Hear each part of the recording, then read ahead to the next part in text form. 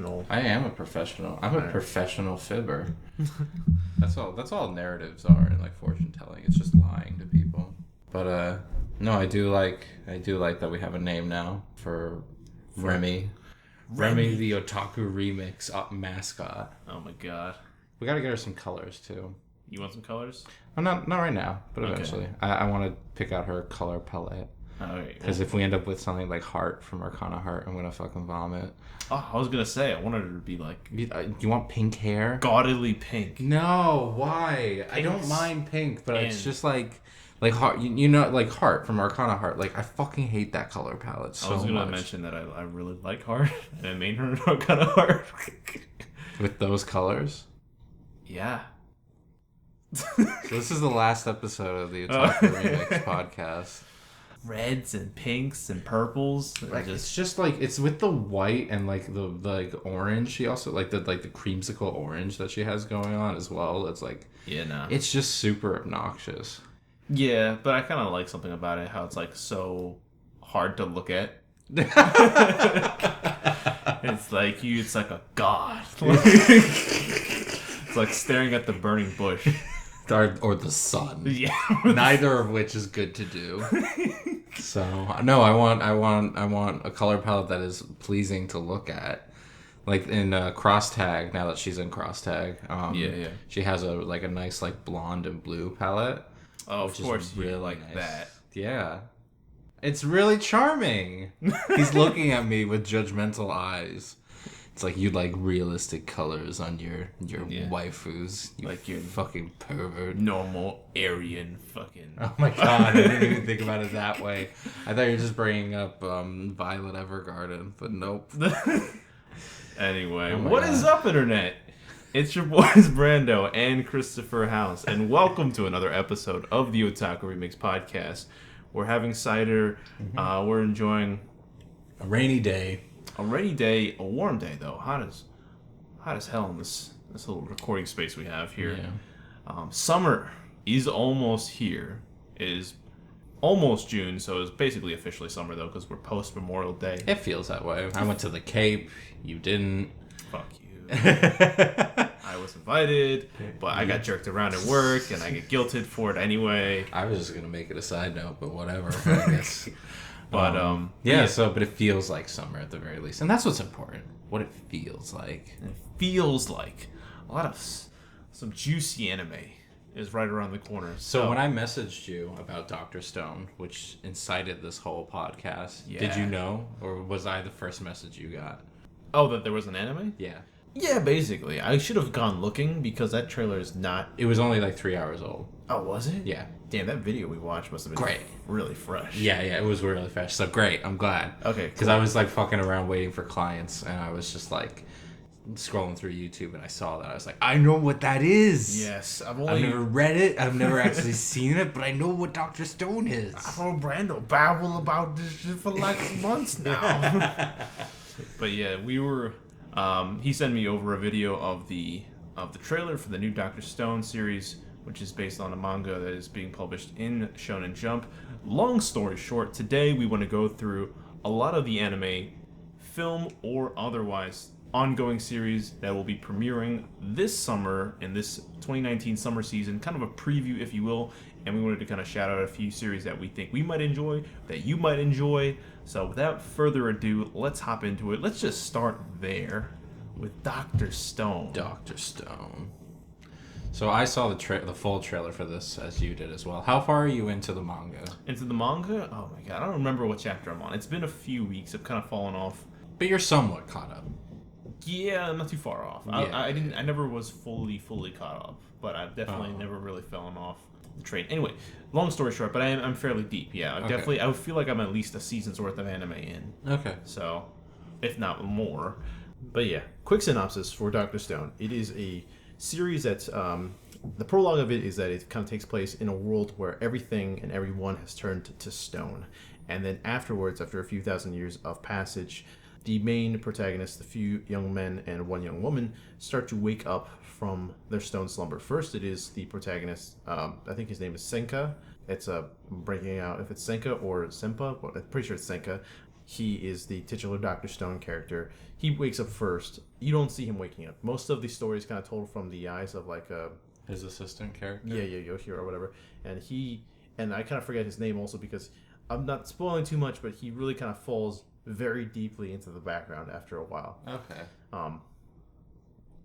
But yeah, he wakes up second, and he's our eyes for the story for a majority of the first arc of the story. It's through his eyes he finds Senka, and then he finds that how useful he can be to him, and it's fun because it's an interesting survival-esque world where it's not explicitly grim, but it is kind of stark. It's a pure world where it's back to Yield and Neanderthal days where society has not fucked everything up yet, and so they slowly find ways to release people from their stone imprisonments. That's what Senka's been working on for like a long time. He finally found a way to do it, and the first person they choose to use it on is just usually his girlfriend or whatever. Not his girlfriend, but his crush. And then afterwards, they make enough to get someone else who they believe is helpful. So they get like this very notorious middle school or high school gangster who's known for beating up adults too, and they get a very dangerous high school student who's going to be like their hunter, their killer, their hunter-gatherer. And at first they have a very synergistic, if that's a word, existence where the four of them, are just cohabitating very peacefully. They're doing very well for each other, and then suddenly ambitions start to brew, and morals start to come through where it's like, I want to help and bring everybody back, and it's like, I only want to kill the adults who thought less of me, and want to bring up only alpha males. And it turns into this race to create civilization again, which is a pretty fun series in my book. So I've always talked about it with Chris. I've always been really excited for it to be adapted. I always knew that it was right around the corner, and lo and behold, it is like only 2 months away, month and a half, more or less. So it's coming up real fast. So it's kind of interesting how like everybody knew, I'm sure, that it was coming up, but like, were there even any rumors about it being made at all? I don't know. I didn't keep that close an ear to the ground. Yeah. But for me, I was always peeking, Googling here or there, just waiting for it to come out. Because it just feels like it's come out out of nowhere. It's just like, hey. It did for me. Yeah. I only learned today, so I'm excited. Yeah. So that's cool. That's one of the biggest. It's like the how Death Stranding was announced. Oh my god, the Death Stranding trailer today. Like November 8th. Yeah, right. Well, we won't go into detail about that. Yeah, we'll talk about that later. Kojima had an interesting statement put out, his weird pseudo synopsis to go with it. Yeah, about, it's just his It's like the mission statement of the game. Like, exactly. And connections. That's how he always views his game, so that makes sense. It's not weird to me at all. Yeah, man works in broad strokes. Yeah. And poetic fucking quotes. Anyway. Broad strokes and poetic quotes. I like that. Kojima's life in a nutshell. That's a great quote. That's a really good one. Anyway, go on. Small nuggets here or there. Anyway, another interesting production coming out this summer from the acclaimed director of Your Name, Makoto Shinkai, his follow-up film finally, Weathering with You. So, you've seen bits and pieces of the trailer. Yep. You read the synopsis. Yep. In short, it's a young man living in Tokyo who moved from the country and short on cash meets a girl who is a struggling family, but they're happy and she can clear the skies. Yeah. So, and the trailer looks extremely reminiscent of let's just call it the vibe of Your Name. And Makoto Shinkai's just signature style of like kind of fantasy romance. Tell me, Christopher, what are you thinking when you see that? After all the movies we've been watching, I can't say I have a lot of interest in this one. I think it's like the pinnacle of which you've come to rather. It's burnout. Yeah, you've muted that part of yourself now. Yeah. Of the interest. It's the same as like, did you play any of those Telltale games before that company went down? Yes, I did. Like almost they all of them. pumped out like so many of those, and like you just get burnout from that. Yeah, it's true. When the because everything you can bring everything down to like a formula, if you would, quote unquote, yeah. And like once you start seeing the formula, it gets real old real fast. And I wouldn't say Makoto Shinkai as a director specifically follows a formula, but his marketing team does. But he kind of does at the same time. It's a give and take. At the very least, like the heartfelt J-pop song throughout the trailer, the very like poetic like quotes from monologues by the main cast, along with like nice beautiful shots of the sky. Like you start seeing this pattern, and it's just like I immediately, my cynical brain like turns on too fast. Yeah. And so like eventually I'll watch it, but I think I'm just kind of burnt out at the moment. I'm looking forward to it, but I am also in the same boat as you. We've watched a lot of these quote unquote kind of fluffy romance movies where the beauty kind of almost is a substitute for meaning. So we'll see where it goes, but I think perhaps this one will actually have a little bit more substance than what we've been ingesting lately. Hopefully, we'll see. But Weathering with You looks beautiful. I'm sure a lot of people will dig it. Another series that's coming out. Excuse me, I was gonna say another series that's getting a movie. There's tons of those. We'll get into those in a second. But another series that's coming up is Kengan Ashura. Oh yeah, this is gonna be on Netflix. Yes, with their trademark kind of weird.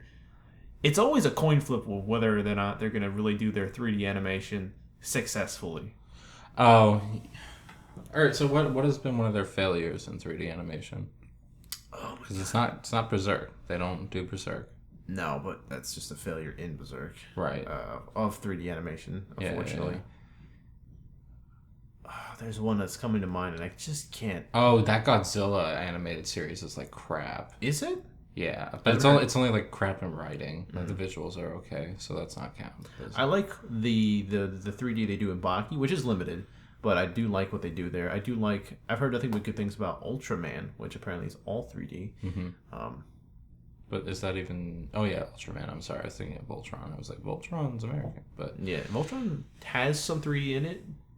But it's not like I think it's mostly 2D. Yeah. But I think I know American. So.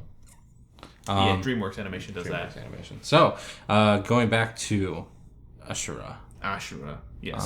Yeah. An underground fighter anime about a man who gets the nickname Ashura and then suddenly kind of gets entrenched with what seems to be crime bosses. The style and visceral kind of nature of martial arts, kind of rock and roll underground style. Definitely kind of in the sort of edgy Netflix catalog they're trying to build. Yeah, unfortunately, it looks like Edge for the sake of Edge. So like whenever we go to the topic of a movie that is hyper violent with realistic like setting. So for example, like when we like Dragon Ball, the violence of Dragon Ball is not realistic. So it's like you can easily write that off as fantasy, and it's easier to ingest. But then you get the violence in like Berserk, and even to like more extent, like I'm trying to think of something with realistic violence, like just punching violence. That's not a sport, that's like just brutal, like Fight Club, for example. I'm gonna bring up Fight Club. Okay, and like that's fine. The brutality of Fight Club is there for like a message and for a point, even though a lot of people just enjoy that movie for its brutality. And so Ashura looks like it's going to be like that, or it's just going to be like kind of grounded. It's going to be about like, the energy of the fight and yada yada. Unfortunately, like I feel like the time for that has not passed per se, but like it's like, okay, why am I watching men just beat the fuck out of each other? Yeah, and some of the shots that we saw from the trailer, it kind of reminded me of like 80s action sort of anime, like Fist of the North Star, or kind of like hints of JoJo posing a little bit. But if it kind of inflects a little bit more like a low fantasy brawler martial arts story with kind of grounded characters, I think it could have a lot more legs than we think. But like, yeah, like, and maybe it's because I recently watched a review of the Warriors, but it's like the violence of those eras were like reflective of at least when the movie The Warriors came out, it was reflective of a time when crime in New York was really bad, and so people could kind of like connect to that level of violence, and outside of just the pure, like carnage pleasure. I thought you were talking for a second about the, and I definitely obviously who doesn't know the Warriors, but there's a series called I think Warrior, just singular, out right now, based on a script written by Bruce Lee. Okay. That's I think rather critically acclaimed. It's panned positively. Mm-hmm. So Okay. I thought that you were talking about that for a second. But go ahead. All right. No, but long and short, coming back to Ashura, it's violence. It looks like it's going to be violence for the sake of violence and like romanticizing it. So it's going to be, I wouldn't say interesting, but it's going to be important that they have the series mean more than just that. And if it's just violence for the sake of violence, I'll watch an episode and just kind of tune out. Yeah. You know what I mean? Because it's not like it's going to, it reflects like the tough goings of Tokyo right now or the tough goings of this and that. It's like, no, it's just like we're watching people beat the shit out of each other for the sake of watching them beat the shit out of each other. So, Yeah. I don't know. Now, if it doesn't have meaning to it, we'll see. But yeah, I could definitely understand why interest will kind of wane. So hopefully, Kengan Ashura is a little bit more than meets the eye. But for now, we'll wait. Another interesting series that may be coming up, and again, neither of us have finished this game or played this game, but Ni no Kuni. Mm-hmm. I've never touched any of those. I've touched Ni no Kuni, the original, not the second one. Mm-hmm. And you didn't finish it. You got halfway through. I did not finish it. I finished I would say like 5 to 7 hours into it. So it was definitely a decent chunk into it. Mm-hmm. I believe we are looking at a sequel series coming up. The movie. Yes. Is that a movie? I thought it was a movie. It could have been a movie, yeah. We some sort of Ni no Kuni production. Sorry, I kind of have it kind of ambivalently noted in my fucking notes. But if it is a film, that'd be cool. And it would make more sense for something of the quality that we were looking at. Mm-hmm. But now it's to be noted that this is not being done by Miyazaki. Of course not, no. Well, I'm saying it because the animation was Miyazaki, was it not? No. Ghibli was attached to it. Oh, fuck me. God damn it. Yeah, but like him himself, no. Rewind. It's important to note that this is not being done. Fuck you. Damn it. No, don't say I'm trying to make it so it's a clean cut. No. No, it's not being done by Ghibli. The new movie is not being done by Ghibli. Yeah, no.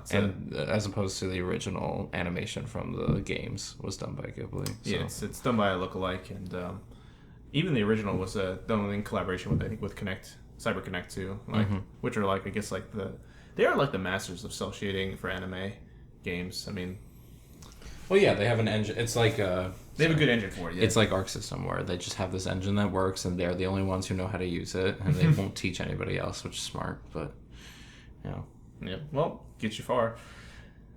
But Ni no Kuni as a production, popular series, popular aesthetic. I probably won't watch it since it's a sequel. Yeah, that's the thing, though. It's the approachability of it will kind of be depending on who's interested in either breaking into that world. Who knows? With maybe Plural will try to make us watch it, and we'll just sit through it. Who knows? It could be a great time. Who knows? I know a movie you're gonna try to make me watch and sit through, and that's right in the second one of that list. All right. Well, the One Piece movie? Yeah. No, I'm not gonna make you watch Stampede. Okay. No, I was trying to get a good connection into this, but whatever. It's cool. I'll throw it out there. I was going to put this out as an honorable mention, but One Piece Stampede. I have no idea what the movie's about, but it's just another One Piece movie. How many have there been so far? Oh, God. All right. Quick Google One Piece movies in order.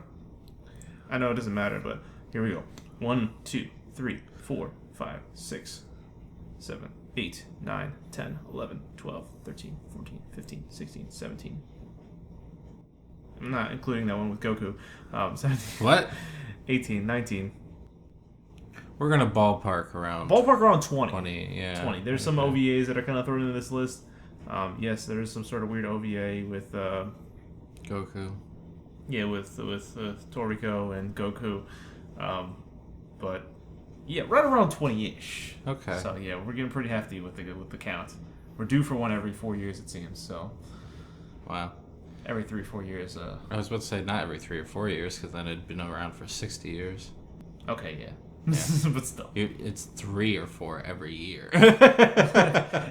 Okay. No. I know. The last few have definitely slowed down, because it says the last one was released in 2016, which was Gold, and then the one before that was the precursor to Gold, which is 2012, right? And then Strong. But yeah, so Stampede seemed like one that you recognized a lot of the characters in. It had a lot going on as far as like relevant overall cast when it comes to it. Like sometimes they'll bring in one character that'll be like featured, but no, Stampede featured like in the trailer almost everybody relevant to the plot of One Piece, which is already a fucking long ass list. It, like figured in all the Shibukai, kind of showed in all the Worst Generation characters, obviously everybody in the One Piece crew, and showed even Roger. So interesting. No idea what it's about, but I'm a One Piece fan. Will I watch it? Of course. So that's a short recommendation. If you love One Piece, I'm sure that will catch your eye. I got a little bit hype without knowing fucking anything. Another movie that nobody needs to know anything about because we already all know everything about it. Mewtwo Strikes Back Evolution. Yeah, so Evolution was added to the names tag. That's fucking whatever. We talked about this in our Pokemon podcast. It's gonna be the same fucking movie as last time. You could literally be no more excited than you are right now. Here's the thing, like if I sit down and I watch it and I'm like really feeling really nostalgic for Pokemon, then I'll enjoy it. But it's like, in terms of a interesting conversation about the film, what the fuck is there to talk about? You're like the biggest Pokemon fan almost that I know. That you know. Well, you know, you're like top 5. Yeah, no, I'm saying that you know of, and like yes, yeah, and like it's like. I'm not talking about it in a negative light, as in, like, nobody should go see this, not even Pokemon fans. Like, no, it's just like, I don't know, why? Man. Why? What's the reasons? What's the reason, and why are we talking about it? Because it looks pretty, man. And oh my god, it does not look pretty. I know, it looks like at all. It looks like it's so darkly like lit and just like. You and the lighting, dude, I miss, like, because, like, that original movie, I'm not gonna, like, suck that movie's dick, because it's, like, you know, it has fucking problems, but it's really pretty, like, even, like, because it's still set in, like, Mewtwo's weird, like, palace, yeah, which I think is just, like, a former island or something, or whatever. It's, like, the former facility he was at, or... It's his research facility. Yeah, the research facility, and, like, in the original animated movie... It is a dark place, and you know that because everything, like, the top third of every shot is black. Yeah. But everything below that is lit by light, like, quote-unquote lighting. Mm-hmm. And so they just make, like, yellow the primary color. Mm-hmm. And so everything blends around that. Whereas here, it's just, like, it's not like things are being lit. It doesn't look like that. It just looks like this area is black, this area is purple, this area is blue. And, like, it's very stale. So it looks, you know, kind of amateurish in that aspect. And again, I know, oh my god, this is a repeat of the Pokemon podcast. I know, it's like literally, I'm like, man, this boy hates the lighting in this new series. Whatever, it's the biggest problem with the fucking movie. So move on. If you like Pokemon, keep an eye out for Mewtwo Strikes Back Evolution. Get your ancient Mew card. Yeah. If you weren't alive or didn't get it the first time. If you didn't exist, you fucking new sperm. Yeah. Gen 1ers all the way. Continuing on. Konosuba has a film coming out. Oh, yeah. My opinion of the series is kind of like, I shouldn't say my opinion, but my interest in the series has kind of waned since we did that podcast. Yeah. The novelty of the first season... They traded in the goodwill for a little bit of a flaccid return. Oh my god! Well, it's ironic you say a flaccid return because that's clearly not what they were going for. Yeah. Where like fucking Darkness's tits grew like twice their size, and they started sexualizing Megnamine like a lot. Yeah, Megnamine. Wow. Anyway, yeah, and it seems like this movie is going to continue in tradition. Where I think one of the choice lines, or subtitle lines, I guess, because I couldn't understand the Japanese, is like, I will have your children, main character's name, who I forget at this point. That's the friend that's Megnamine's friend who says that, and I don't know, and there's no context to it. It's thrown out there as a comedy line, but like I laugh and cringe at the same time. Maybe that's the intent. I don't know. Maybe this is secretly the Office of Japan. Oh my god! But you know, like it's a fuck. So it's Konosuba the movie. If you love Konosuba, go see it because it looks like it's even better production. Like all the new character designs look great. Yeah, I believe it follows around. If the plot centers around Megumin's, the Crimson family, the Crimson Mages. Yeah. And so it'll be a lot of fun in that aspect. But I'm looking forward to going back, bro. I don't think it's gonna get a Western style.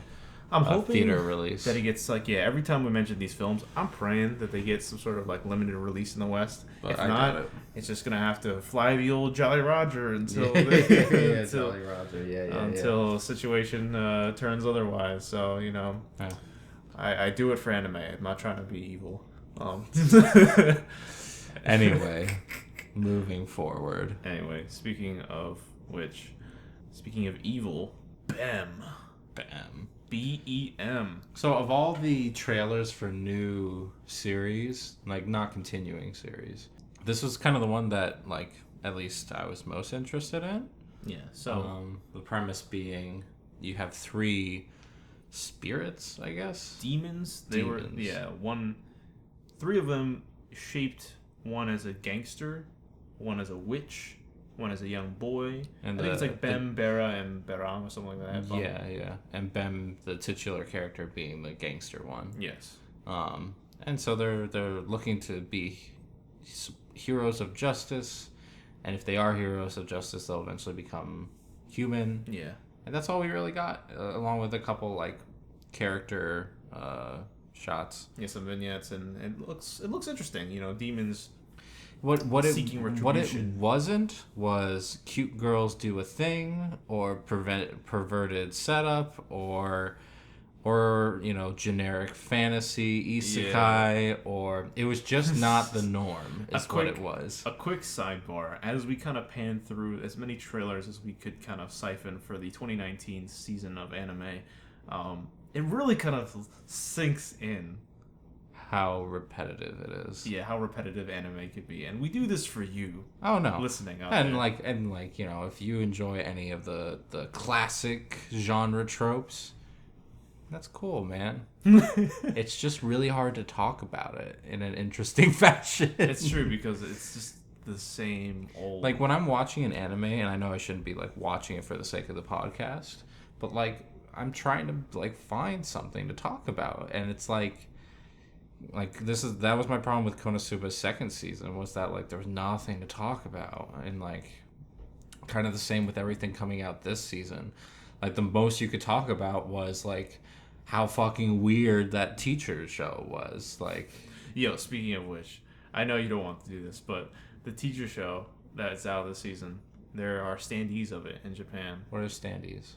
Physical prop standees cutouts. Cutouts, yeah. But they're 3D cutouts, where the only 3D parts are their breasts, and you can touch their breasts on these cutout standees for teacher senpai or whatever teacher song.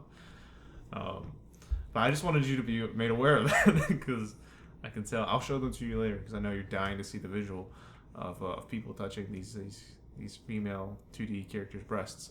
Anyway, moving on. Things that aren't of value talking about on the podcast. So we got the Bunny Senpai movie coming out. Yes, we do. Yes, we do. That should be good, I guess. Faith in humanity just dropped 4%. Just faith in Japan, man. Yes, Nippon. Why you so great? No, so we saw. Was that the trailer for the Bunny Senpai movie that we saw? Yeah, and I think it's gonna be one of those films that synopsize everything that happened. Oh, then I'm just not gonna watch it. I know. Man. I was hoping it to be. I heard rumors that it was supposed to focus on the last girl, the missing girl, the missing link, the one that's supposed to be his girl from his middle school days. That disappeared.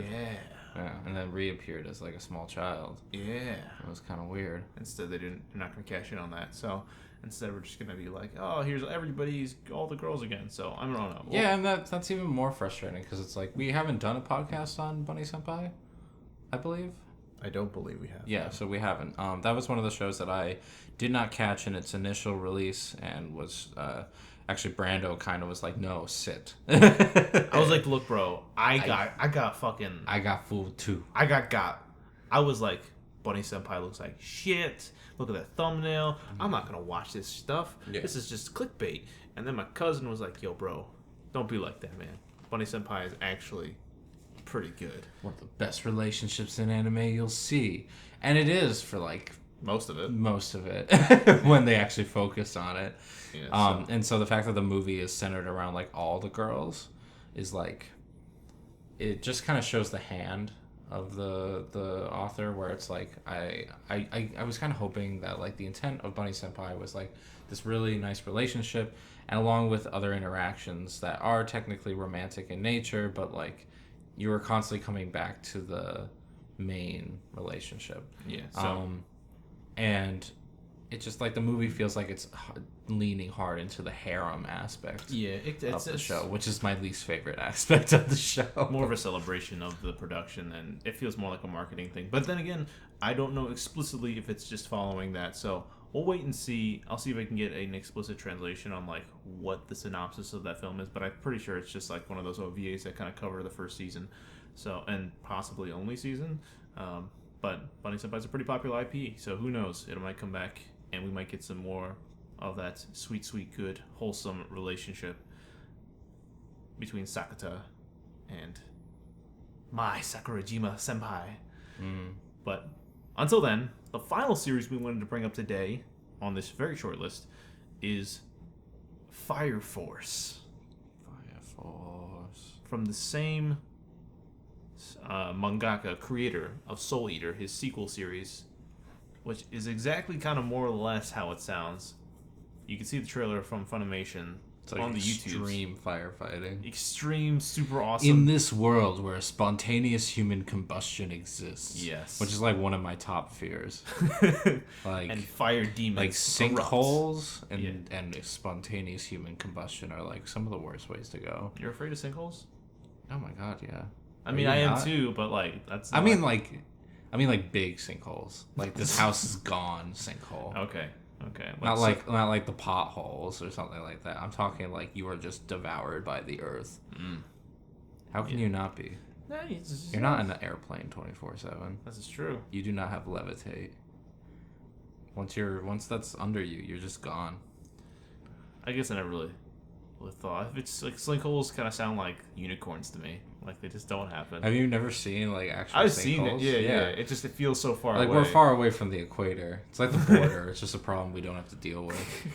Up here in Philadelphia. In Philadelphia, but yeah. So Fire Force deals more so with human combustion, because it's caused by demons, I guess. It looks like there's demons in the flame, and like they have like fire priestesses. Yeah. And all this other shit. I don't know. It's one of those things where it's like we'll take a normal profession and just make it extreme. OG.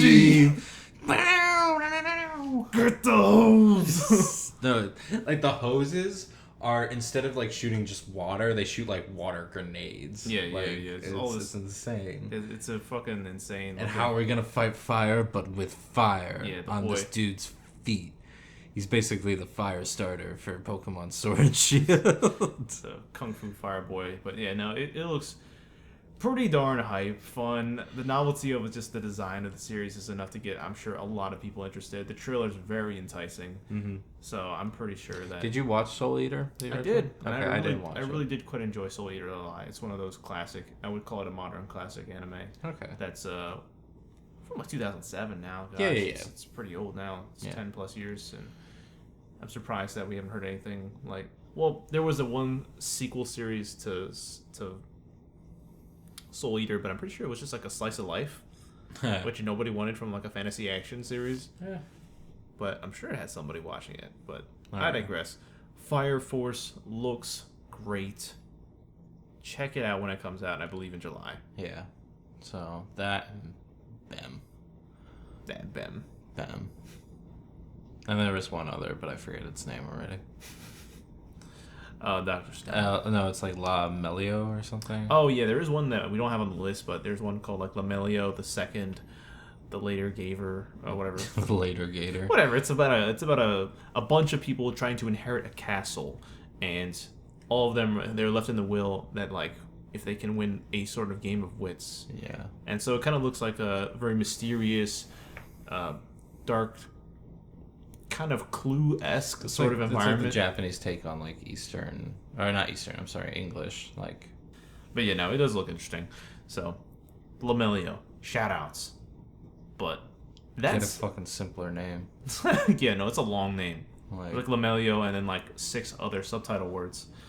But that's all we've got for this summer preview at the moment.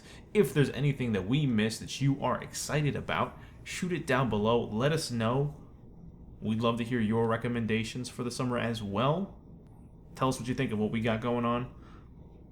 What we've listed, if there's anything that you were excited about, your thoughts about those series.